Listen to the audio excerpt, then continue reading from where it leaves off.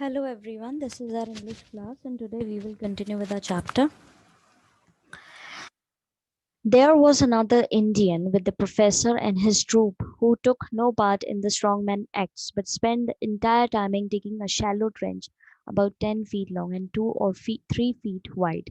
अब एक और इंडियन था प्रोफेसर के साथ में और उस ट्रूप के साथ में, ठीक है, जो इस तरह की करतबों में हिस्सा नहीं ले रहा था और वो काम कर रहा था एक गड्ढा खोदने के लिए जो कि 10 फीट लंबा था और 3 फीट चौड़ा था.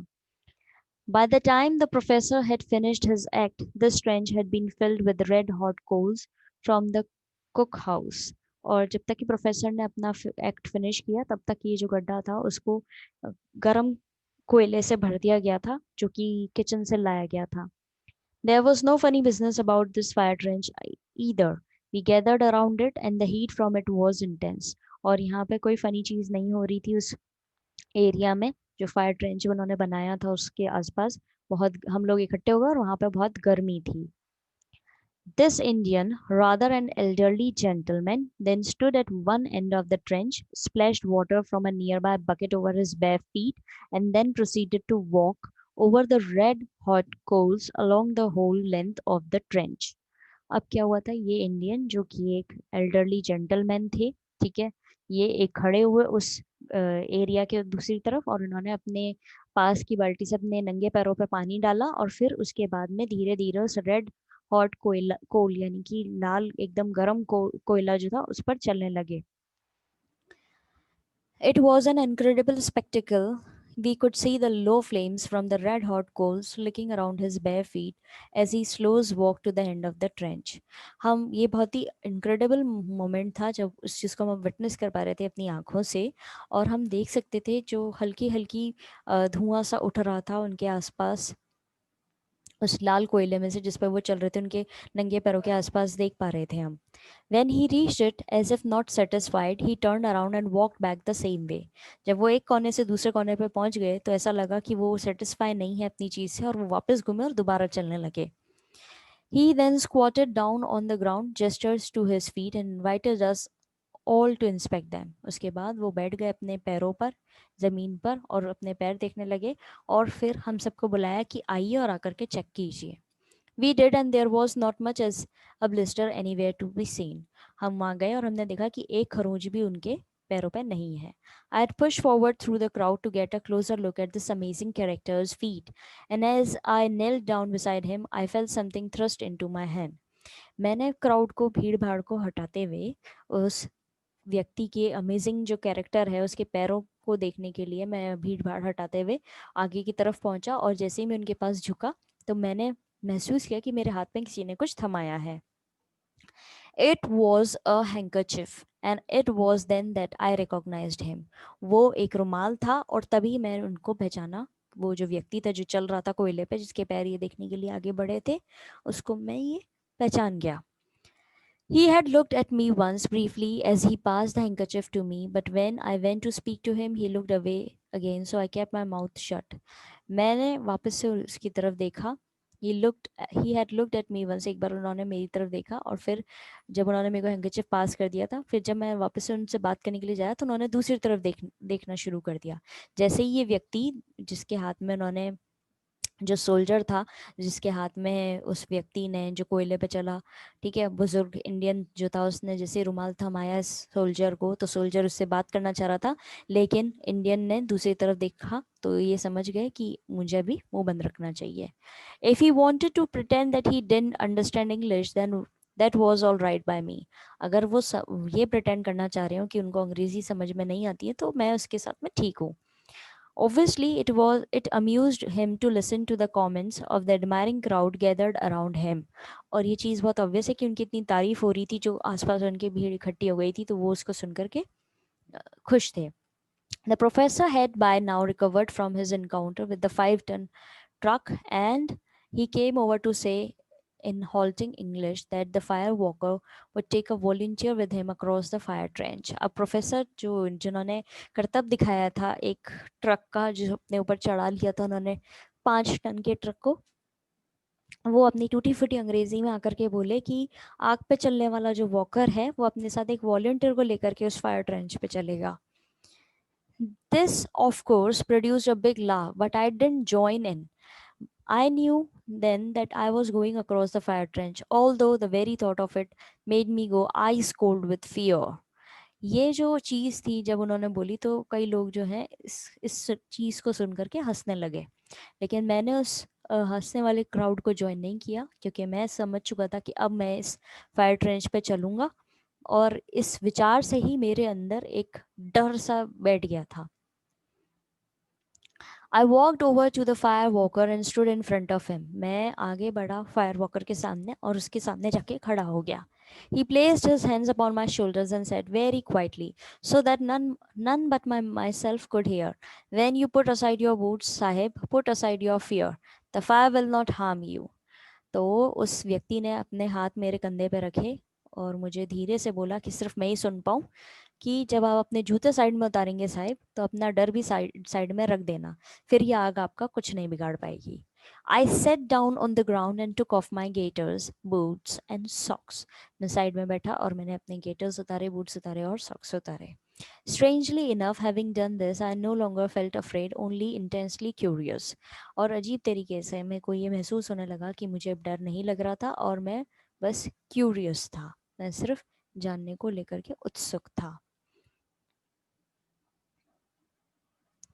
I walked across to the beginning of the trench and the firewalker splashed water over my feet and also over his own. जैसे ही मैं आगे ट्रेंच के आगे खड़ा हुआ तो फायर वॉकर जो था उसने अपने पैरों और मेरे पैरों पर पानी का छिड़काव किया. He then spoke to me very softly and told me to close my eyes and think hard of green fields and the peaceful English countryside. और फिर वो मेरे पास में आके बहुत ही सॉफ्टली यानी कि धीरे से बोला कि आप अपनी आंखें बंद कर लीजिए और सोचिए कि आप खेतों, हरे खेतों में चल रहे हैं और आपकी जो कंट्री साइड यानी विलेज एरिया जो होता है शांत, वहाँ पर चल रहे हैं. I was to imagine that I was walking along a country lane and all the while I was to concentrate on green fields. मैं यही इमेजिन कर रहा था कि मैं अपनी गांव के एरिया में चल रहा हूँ और हरे भरे एरियाज जो हैं वो मेरे आसपास हैं और हरी घास पे चल रहा हूँ. He then stood in front of me with his back towards me and told me to place my hands on his shoulder. फिर वो मेरे सामने आके खड़ा हो गया और उसने मुझे बोला कि मैं अपने हाथ उसके कंधे पर रख दूं और उसका बैक मेरी सामने था. He repeated his instructions to me once more, and then, with eyes closed and concentrating hard on green fields, I felt him begin to move slowly forwards. उसने दोबारा से इंस्ट्रक्शन मुझे बोले और मेरी आंखें बंद थी और उसने अपने हाथ मेरे अपने मतलब कंधों पे मेरे हाथ प्लेस करे और फिर मैं अपना ध्यान जो है पूरी तरह हरे भरे खेतों की तरफ लगा रहा था और हम आगे बढ़ने लगे. I was back in England.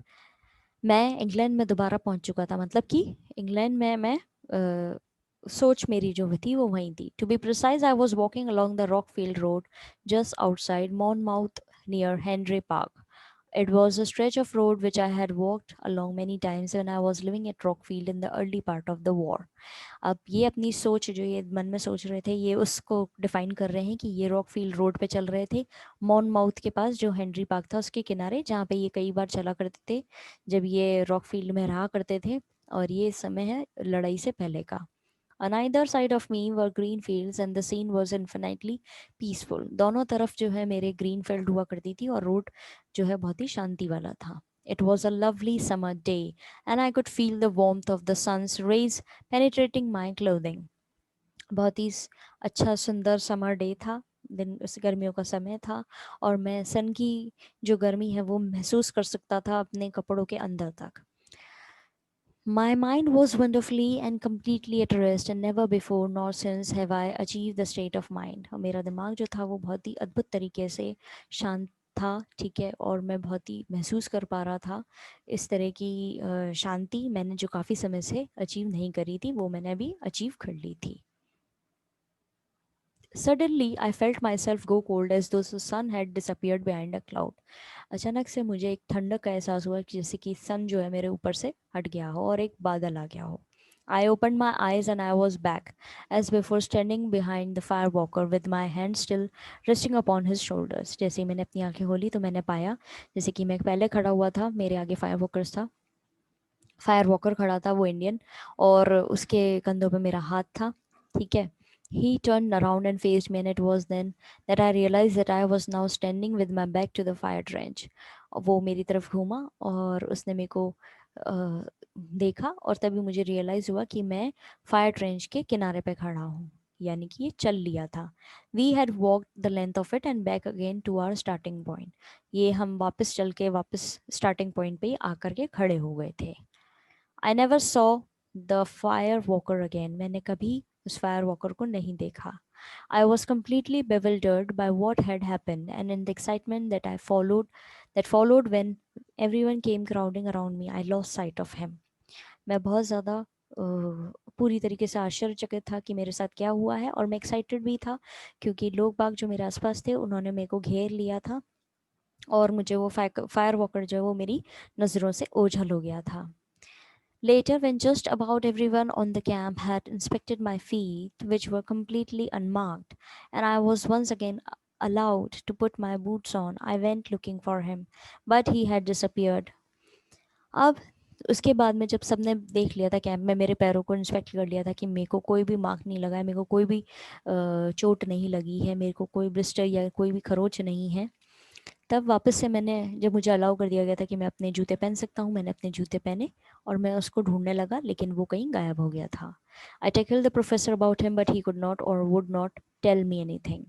मैंने कोशिश करी प्रोफेसर जानने की भी, लेकिन उन्होंने बोला कि वो नहीं कर सकते, ना ही वो बताना चाहेंगे उसके बारे में. The following day, as soon as it was light, I borrowed a truck and went across to the Firoza Goda to see if I could find him. But it was a hopeless task, and a few hours later, I was on my way to New Delhi. और आने वाले दूसरे ही दिन जो है मैं वापस पहुंचा. जैसे ही सुबह हुई, मैंने एक ट्रक बोरो किया और मैं पहुंचा फिरोज़ा गोड़ा कि शायद मैं उसे ढूंढ पाऊँ, पर वो एक होपलेस काम था, और कुछ घंटों बाद मैं वापस अपने रास्ते न्यू दिल्ली की तरफ चल पड़ा. तो ये चैप्टर था A.D. स्मिथ के द्वारा लिखा हुआ. इसमें वो अपना एक्सपीरियंस शेयर कर रहे थे कि कैसे उन्होंने एक फायर वॉक की थी, यानी कि आग पे वो चले थे कोयलों के ऊपर, और कैसे उनको एक स्टेट ऑफ माइंड जो है, अलग तरह की स्टेट ऑफ माइंड में वो पहुंच गए थे. तो यहाँ पे हमारा चैप्टर कंप्लीट हो गया है. आप चैप्टर को पढ़ने से पहले एक बार ग्लॉसरी की तरफ देखेंगे, और आप ये जो अबाउट द लेसन चीज़ें होती हैं जो मैं हमेशा लेसन की शुरुआत में आपको पढ़ाती हूँ, उस पर भी आप एक बार नज़र डालेंगे, क्योंकि इसमें से भी क्वेश्चंस फ्रेम हो सकते हैं ऑथर के बारे में, लेसन के बारे में. So that's all for today students. Have a nice day ahead. God bless you all.